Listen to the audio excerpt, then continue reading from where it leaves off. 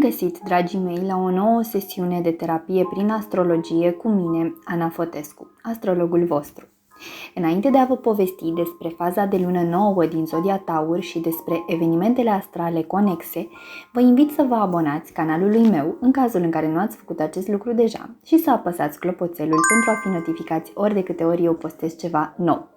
De asemenea, vă invit la secțiunea magazin a site-ului meu www.terapieprin-astrologie.ro, unde veți găsi serviciile astrologice puse la dispoziție de mine pentru voi și la care vă invit să apelați pentru a vă conecta la nivel profund cu informații personalizate, astfel încât să fiți la curent în mod constant cu evenimentele astrale care vă influențează în mod direct hărțile natale.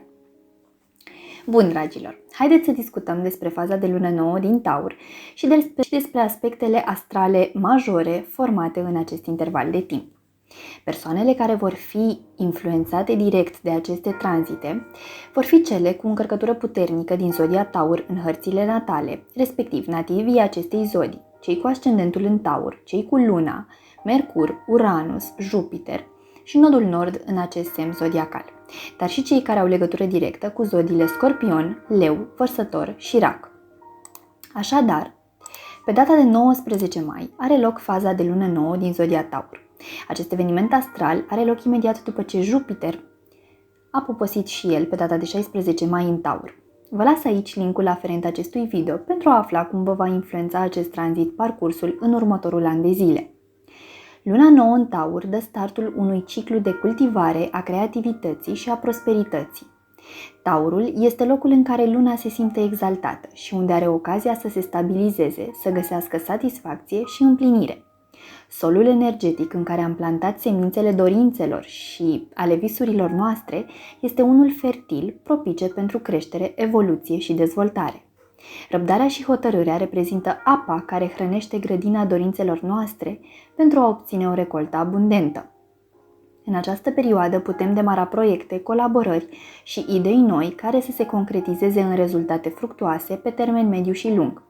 Putem seta intenții serioase și putem face planuri pentru a le realiza. În harta momentului avem un stelium important format în Zodia Taur în casa cunoașterii, a evoluției spirituale și a dezvoltării personale prin nevoia de explorare.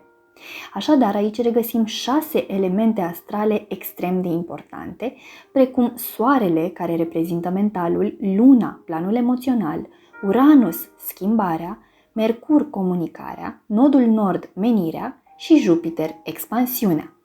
Punând cap la cap toate aceste evenimente, vom forma un puzzle foarte important cu efecte puternice în toate planurile vieții noastre. Așa cum v-am spus și la începutul acestui video, Jupiter a intrat în Taur pe data de 16 mai pentru un tranzit de un an de zile. În tot acest timp, planeta expansiunii, a oportunităților și a noilor orizonturi ne va oferi șanse pentru a obține abundență, plăcere și creativitate acolo unde Taurul se regăsește în hărțile noastre natale. În momentul în care Jupiter a intrat în Taur, a format un aspect tensionat cu Pluto retrograd din Vărsător, care continuă așa până la începutul lunii iunie.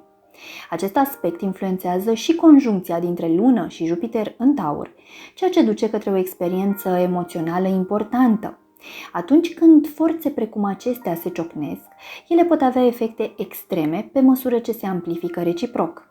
Calitățile de expansiune ale lui Jupiter pot fi încurajate de puterea transformatoare a lui Pluto. În timp ce acest aspect poate duce pe cineva către prosperitate, bogăție sau influență în plan socio-profesional, pentru altcineva ar putea provoca o rezistență puternică în fața schimbării. Umbra lui Jupiter este reprezentată de exagerare, exacerbare și exces, iar dacă alegem să funcționăm într-o atitudine arogantă sau necinstită, asta ar putea să ducă către o răsturnare de situație foarte neplăcută. Prin urmare, este nevoie să acordăm o atenție sporită modului în care tratăm oamenii și situațiile din viața noastră, deoarece acest lucru ne poate deveni un aliat pe durata acestor tranzite sau se poate transforma în cel mai mare dușman. De noi depinde așadar ce și cum alegem. Interacțiunea dintre Soare și Lună în Taur ne îndeamnă să ne aducem mentalul și emoționalul într-un echilibru în sfera credințelor noastre, a modului în care ne raportăm la planul filozofic, religios sau spiritual. Acest aspect ne îndeamnă să ne găsim stabilitatea, liniștea, pacea și armonia la nivel interior. Cu Uranus și Jupiter în Taur ne așteptăm la schimbări bruște în planul stabilității, menite să ne impulsioneze în a profita de oportunitățile care ne ies în cale. Așa că este nevoie să dăm dovadă de curaj, ambiție și răbdare. În zilele ce urmează, după faza de lună nouă din Taur, Marte în Leu formează aspecte tensionate cu Pluto retrograd din Vărsător și cu Jupiter din Taur, dezlănțuind astfel o energie pasională, impulsivă și plină de ambiție. Opoziția Marte-Pluto poate fi una extrem de intensă și agresivă, așa că este important să fim atenți la conflictele care ar putea deveni destructive în această perioadă de timp. Quadratura formată cu Jupiter amplifică și mai mult această energie, așa că este benefic să ne direcționăm impulsul specific planetei Marte în moduri constructive și creative. Dacă avem aspirații înalte, acum este momentul să ne luăm zborul, cu condiția de a ne asigura că o facem într-un mod care să nu îi afecteze negativ pe cei din jurul nostru. Pentru a crește și mai mult potențialul expansiv al acestei planete, Jupiter se unește cu nodul nord în Taur. Este ca și cum potențialul nostru de creștere primește un boost de energie miraculoasă.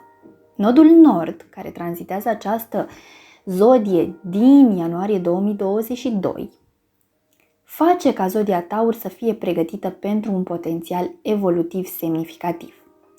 Mercur este și el influențat de faza de lună nouă din Taur. Prin urmare, comunicarea va fi îndreptată înspre subiecte profunde ce au legătură cu sensul vieții, cu menirea și cu scopul nostru din această existență.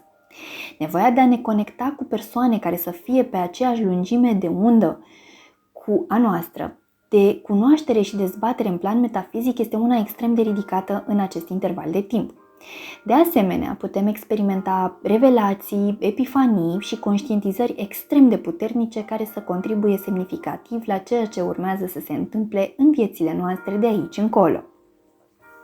Venus, guvernatoarea zodiei Taur, se află actualmente în energia protectoare a racului și caută plăcere în conexiunile familiale. Ea ne îndeamnă să ne trezim valorile noastre cele mai prețioase și profund păstrate.